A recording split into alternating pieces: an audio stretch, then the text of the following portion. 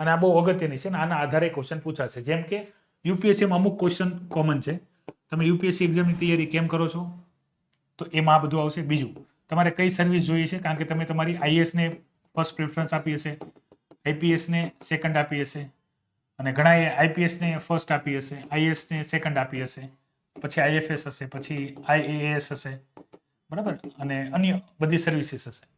તો શા માટે આપો છો અને શા માટે આ છે? હવે અહીંયા ઓપ્શન જો, દરેક ઓપ્શનનો હું પહેલા તમને મતલબ સમજાવી દઉં અને પછી આમાં તમારે કયા બે ઓપ્શન સિલેક્ટ કરવાના એ તમે સબમિટ કરી દીધા હોય તો કાંઈ ચિંતા કરવા નથી, પણ આ સમજીને હાલવાનું છે. કારણ કે તમે અહીંયા જે સિલેક્ટ કરશો એની ઉપર ક્વેશ્ચન આન્સરિંગ થશે. તો થોડુંક તમારે તમારું બેકગ્રાઉન્ડ એ સ્ટ્રોંગ રાખવું પડશે. કોઈ પણ ઓપ્શન સિલેક્ટ કરી લીધા હોય તો અત્યારે ચેન્જ કરવાના નથી, આગલી વખતે ધ્યાન રાખજો. અને જે પણ ઓપ્શન સિલેક્ટ કર્યા હશે એના કાઉન્ટર ક્વેશ્ચન આવશે અને આ કંઈ ફાઇનલ નથી, આની ઉપર જ ડિસ્કશન થાય એવું જરૂર નથી. તો સૌથી પહેલું ઓપ્શન સમજો, બેટર પે. બેટર પે મતલબમાં તમારી પાસે જે ડિગ્રી છે ને એના આધારે તમને જે જોબ મળે છે એની કરતાં યુપીએસસીમાં તમને જે પગાર મળશે એ વધારે મળશે, તેને કહેવાય બેટર પે. તમારી જે પણ જોબ છે એની કરતાં વધારે પે. બીજું આવશે બેટર સર્વિસ કન્ડિશન. હવે માની લો અહીંયા તમે કોર્પોરેટ કંપનીમાં કામ કરો છો, એમાં તમારી સેલરી સારી જ છે.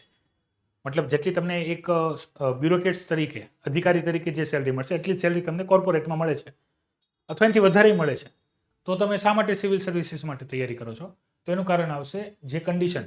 કારણ કે કોર્પોરેટ કંપનીમાં બોસ અને એના જે કલીગ હોય એ ટાઈપની રાજનીતિ ટાઈપ હોય, ગમે ત્યારે કંઈ પણ થતું હોય. તો એવી પછી આવશે ત્રીજું, બરાબર, પ્રેસ્ટીજ અને સોશિયલ સ્ટેટસ. મતલબ ખાસ કરીને બહુ પ્રેસ્ટિજિયસ ગણવામાં આવે છે આઈએસ આઈપીએસ સર્વિસની, બરાબર. તૈયારી કરતા હો તોય બહુ માન સન્માન મળે છે. પાસ થઈ ગયા તો તમારે કહેવાની જરૂર નથી. તો એ રીઝન છે. ફોર્થ છે પાવર, ઓથોરિટી ઓર લીડરશિપ ઓપોર્ચ્યુનિટી. એના ઉપર હમણાં આપણે ક્રમિક આવશું ત્યારે ડિસ્કશન કરી, તમને નામ ઉપરથી ખ્યાલ આવી જશે કે પોસ્ટ છે એની પાસે કંઈક પાવર છે ને લીડર તરીકે કામ કરે છે. તો એ બાબત. પછી આવશે જોબ સેટિસ્ફેક્શન. મતલબ આ તમે જો કામ તમે ગમે એ કરશો, કોઈ પણ કામ કરશો તમને પૈસા મળવાના જ છે. પણ આ એક એવું કામ છે કે જેની અંદર તમે કામ કરો છો, તમે કામ કરવાના પૈસા મળે છે, પણ એની સાથે તમને જે જોબનું સેટિસ્ફેક્શન છે સૌથી વધારે સારું છે. તમને જોબે જવું ગમે છે. અને આવશે જોબ સિક્યુરિટી, જે કોર્પોરેટ લાઈફમાં હોતી નથી. ગમે એટલી મોટી કંપની હોય, તમને ગમે ત્યારે કાઢી શકે છે નોટિસ આપીને, પણ એ વસ્તુ અહીંયા પોસિબલ બનવા નથી. એક વખત તમે યુપીએસસી એક્ઝામ પાસ થઈ ગયા પછી અમુક સર્વિસીસને બાદ કરીને તમને બહુ મોટા કારણોસર ટર્મિનેટ કરી શકાય, સસ્પેન્ડ કરી શકાય, પણ ટર્મિનેટ નથી કરી શકતા. મતલબ જોબ ઉપરથી કાઢી શકાતા હોતા નથી. બહુ મોટી પ્રોસિજર છે. તો જોબ સિક્યુરિટી જે કોર્પોરેટમાં નથી હોતી. ડાયવર્સિટી એન્ડ ચેલેન્જીસ નામ આધારિત જ છે. તમે બ્યુરોક્રેટ્સ બનો છો તો તમારે જે કામ કરવાનું છે એ ફિક્સ નથી હોતું. સામાન્ય રીતે આપણે કોઈ એક ઇન્ડિવિજ્યુઅલ રોલ હું તમને કહી દઉં તો તમારી જોબ બેંકમાં હોય અને તમે કેશિયર છો તો ફિક્સ છે, તમારે પૈસાની લેનદેનવાળો વહીવટ આવશે, એનાથી સિવાય કંઈ. ત્યારે આની અંદર એવું નથી હોતું.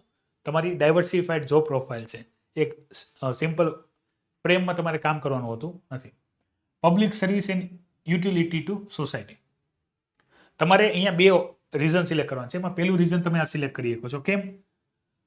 અહીંયા તમારે યાદ રાખજો કે ભાઈ સમાજના જે જરૂરિયાતમંદ લોકો છે જેને બેનિફિટ મળવા જોઈએ એ પહોંચાડવામાં તમે અગત્યની ભૂમિકા ભજવવા માંગો છો. આ પહેલું હોવું જોઈએ. આ સિલેક્ટ કરો તો આના પણ અંદર ડિટેલ ડિસ્કશન થશે, એટલે એ રીતે તમે યાદ રાખજો. આનું કારણ એવું હશે, અહીંયા તમે સર્વિસ શા માટે કરવા માંગો છો? તો અહીંયા તમે એક શબ્દ વાપરશો, એ છે લોકોની સેવા કરવા માટે. પબ્લિક એડમિનિસ્ટ્રેશન છે ને, લોકસેવા. તો સેવા કરવા માંગો છો તો સેવા કરવાના લાડ બધા ઓપ્શન છે. શા માટે યુપીએસસી? શા માટે આઈએસ? શા માટે આઈપીએસ? તો એનું કારણ આ કરવાનું કે ભાઈ અમે લોકોના એ લેવલ સુધી હેલ્પ કરશું કે જે એમને જરૂરી છે. તો ફર્સ્ટ એક આ રાખજો.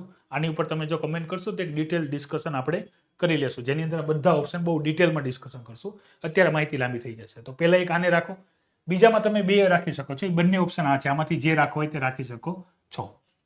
Power, authority, leadership. એની પહેલાં આવે જોબ સેટિસ્ફેક્શન. જોબ સેટિસ્ફેક્શનમાં એવું સમજો, તમે આ વસ્તુને તમે અહીંયા જોડી શકો છો કે મારી પાસે બહુ સારી ડિગ્રી છે. તમારામાંથી ઘણા બધા એન્જિનિયર હશે, ઘણા બધા લોયર હશે, ઘણા બધા ડૉક્ટર્સ હશે, ઘણા બધા સીએ હશે, અને આની સિવાય પણ એકાઉન્ટન્ટ હશે અને બીજા સબ્જેક્ટમાં માસ્ટર હશે. તો એ બધાને એવી જોબ મળતી જ હોય જે આની સમકક્ષ હોય. તો શા માટે આ? તો યાદ રાખો, લોકોની સેવા કરવાના તમારી અંદર એક ભાવ હોય, બરાબર. સેવા ઘણા બધા પ્રકારની હોય, સામાજિક હોય, આર્થિક હોય, જ્ઞાનથી હોય, કે લોકોને જે જરૂરી છે તમે ઇન્ફોર્મેશન આપો છો. તો સેવા બધા પ્રકારની છે. તો આમાં શા માટે કે ભાઈ આમાં એ લોકોને એ બેનિફિટ પહોંચાડશો સોસાયટીમાં જે એમના સુધી પહોંચવા જોઈએ ને કોઈ પહોંચાડી નથી શકતું. તો કામ કરશું. તમે હોય ને ઘણા બધા આઈએસ આઈપીએસના અમુક વિડીયો તમે જોયા હશે કે કામ તો ગવર્મેન્ટનું જ કરવાનું છે, એને બેનિફિટ આપવાના જ છે, પણ એને બેનિફિટ આપવું એટલે એને એક સેટિસ્ફેક્શન મળે. એની સેટિસ્ફેક્શનમાં બદલામાં તમને શું આપે? તો એ આશીર્વાદ આપે, બરાબર, તમારા માટે દુઆ કરે કે ભાઈ તમારી હજી પ્રગતિ થાય.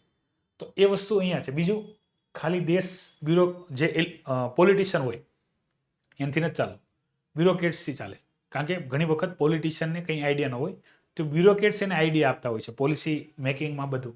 તો એ આ ઓપ્શન આવશે. હવે યાદ રાખજો, આમાંથી જે ઓપ્શન સિલેક્ટ કરશો, ફર્સ્ટ પ્રાયોરિટી, સેકન્ડ પ્રાયોરિટી, એ રીતે કાઉન્ટર ક્વેશ્ચન થશે. તો એનું જરાક ધ્યાન રાખજો.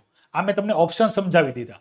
હવે તમારે તમારી પ્રોફાઇલ અનુસાર આમાંથી તમે ક્યાં સૂટ બેસો છો એ તમે આપશો. મેં તમને કીધા એ સિલેક્ટ ના કરતા, કારણ કે જો તમે મારા કેવા પ્રમાણે કામ કરશો અને એ લોકો ક્વેશ્ચન કરશે જ તે ડેફિનેટલી આની ઉપર ક્વેશ્ચન થશે, અને તમે જે જવાબ આપશો એની ઉપરથી કાઉન્ટર ક્વેશ્ચન થશે. તો કંઈક ને કંઈક એમને એમ ફીલ થઈ જશે કે આ ગાઈડેડ ઇન્ફોર્મેશન છે.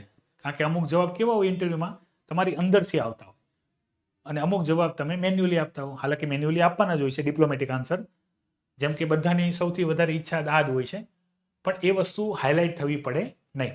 છે તો એ જ છે, એ પણ છે, પાવર એ છે, બરાબર, પાવર છે, પછી આ પ્રેસ્ટિજિયસ છે, આ બધું છે, પણ તમારે એને બેલેન્સ કરીને ચાલવું પડશે. હાલાકી યુપીએસસી ઇન્ટરવ્યુની હું તમને બહુ મોટી મોટી બાબતો કહું, કઈ કઈ બાબતોને કન્સિડર કરવામાં આવે છે.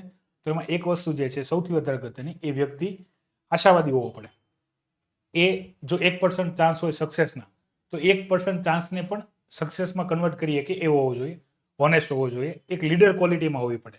અને સિસ્ટમમાં એક પ્રેશર છે, એમનું કામ નથી થતું, તો પ્રેશર હેન્ડલ કરીએ. પ્લસ તમે અધિકારી બનવાના છો ટોપ લેવલના, તમારી નીચે ઘણા બધા હશે. તમે કલેક્ટર બનશો તો તમારી નીચે મામલતદાર હશે, તલાટી હશે, અન્ય બધા અધિકારી હશે, બધા ડિપાર્ટમેન્ટ હશે. તો એ લોકો પાસે કામ કઈ રીતે લેવું, એટલી વ્યક્તિ પાસે એબિલિટી હોવી પડે. તો અહીંયા લીડરશિપ ક્વોલિટી હોવી જરૂરી છે. તો આ બધી જ બાબતોને કન્સિડર કરવામાં આવે છે. તો તમારું કેરેક્ટર આમાં જ્યાં સેટ થતું હોય એ રીતે તમે ઓપ્શન સિલેક્ટ કરજો. પછી તમને માહિતી પૂછવામાં આવી રહી છે તમારા માતા પિતાના એજ્યુકેશન ક્વોલિફિકેશનની. એ માહિતી તમારે શેર કરવાની છે. હવે માહિતી તમારે યુપીએસસી પ્રિપરેશનને લઈને આપવાની છે કે તમે આમાં કોચિંગ લીધું છે પ્રિલિમ્સ માટે, મેન્સ માટે, અથવા પર્સનાલિટી ટેસ્ટ માટે. આ લીધું હોય તો સિલેક્ટ કરવાનું છે, નથી લીધું તો કોઈ ઇશ્યુ નથી. પછી અહીંયા ઇન્ફોર્મેશન સિમ્પલ, પ્રિલિમ્સ તમે આપી હોય તો અહીંયા 1, 2 ને જે પણ વાર જેટલામી એટેમ હોય એટલામી એટેમ, અને માનો કે નથી આપી તો અહીંયા તમારે અહીંયા 0 લખવાનો છે. અને જો આપી અને પાસ થયા હોય તો અહીંયા લખવાનું છે, નથી થયા તો અહીંયા 0, અને અહીંયા ઇન્ફોર્મેશન આવશે, કારણ કે પ્રિલિમ્સમાં આપણે ક્લિયર થયા નથી. તો આ બેઝિક માહિતી થઈ ગઈ. યુપીએસસી ફોર્મને લઈને બધી માહિતી જણાવી દીધી. હવે થોડાક ફરીથી અમુક ડાઉટ હતા વિદ્યાર્થીઓના, એ હું તમને જણાવી દઉં. જો તમે ડેશબોર્ડમાં બધી ઇન્ફોર્મેશન બરાબર ભરી રાખેલી છે વિડીયોની અનુસાર, અને બધા સ્ટેપ તમે ફોલો કર્યા છે, તો આ માહિતીમાં તમે જૂના, જેમ કે તમારા મમ્મી પપ્પાના નામવાળામાં એરર હોય, મતલબ સ્પેલિંગમાં ભૂલ હોય, તો અત્યારે એની માટે કોઈ ચિંતા નથી કરવાની. જ્યારે ડોક્યુમેન્ટ વેરિફિકેશન આવે ત્યારે તમારે એક એફિડેવિટ સાથે રાખવાની છે. તમે અત્યારે ગુજરાતી કાસ્ટ સર્ટિફિકેટથી ફોર્મ ભર્યું હોય તો એ ચિંતા નથી કરવાની. તમે ગુજરાતના ઇંગ્લિશ ફોર્મેટથી નહીં ફોર્મ ભર્યું હોય નોન ક્રિમી લેયરમાં, તો પણ કોઈ ચિંતા કરવાની નથી.